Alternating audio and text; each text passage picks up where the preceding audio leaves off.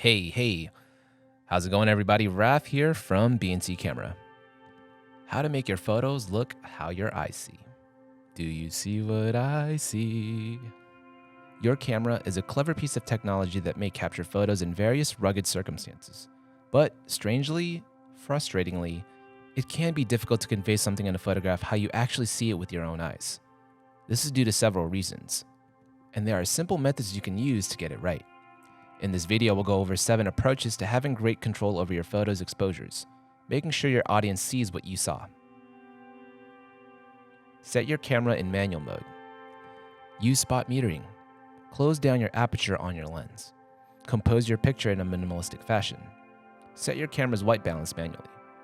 Use HDR, or high dynamic range, settings.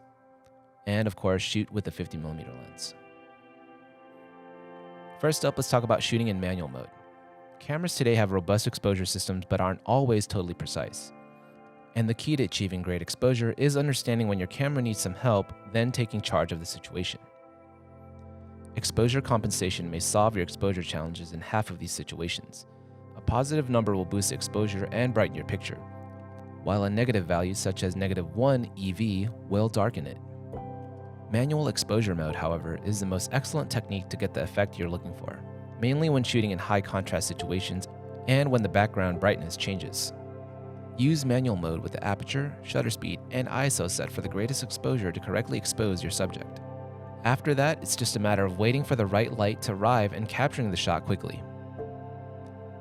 Spot meter. Your camera's spot meter feature is also constructed to handle challenging and ever-changing light scenarios.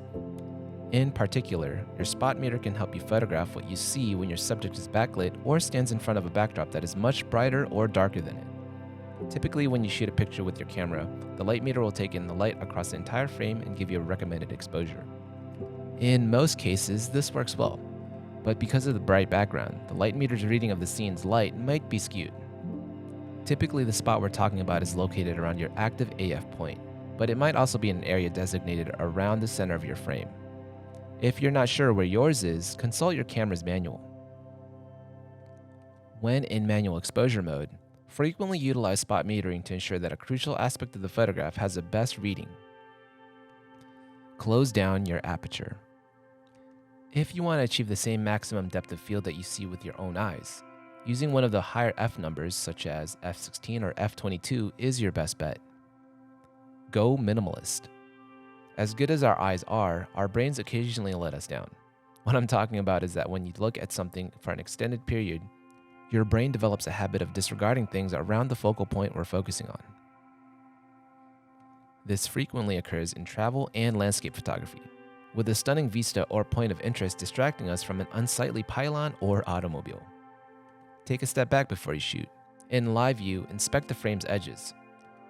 When composing your shot, look for any outside clutter and frame your subject carefully so that you can capture what you envision. Set white balance manually. Now, our brains may occasionally disappoint us when it comes to ignoring compositional junk, but they are highly skilled at interpreting the color information conveyed to them by our eyes. The auto white balance setting on your camera is designed to mimic this cognitive function, and when you stop to think about it, it's quite impressive how accurate they are.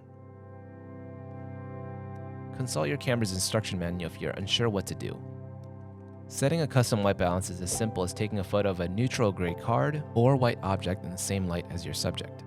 Then save the settings as your standard white balance. This instructs your camera to use this tone as a reference image for establishing a custom white balance. Use HDR. Many early HDR or high dynamic range photographs had a propensity to resemble crayon drawings. However, as technology and methods have evolved over time, the effects have gotten much more subtle and realistic in terms of what we're seeing with our fantastic eyes.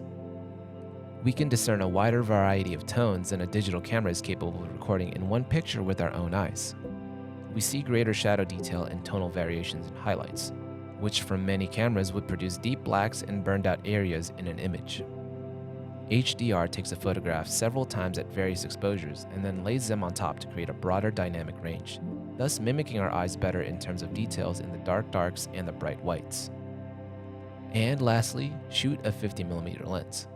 A nifty 50 on a full-frame camera gives you the human eye's perspective without peripheral vision. if you want people to see what you're seeing, there's no better way than through a 50mm lens. And that's that.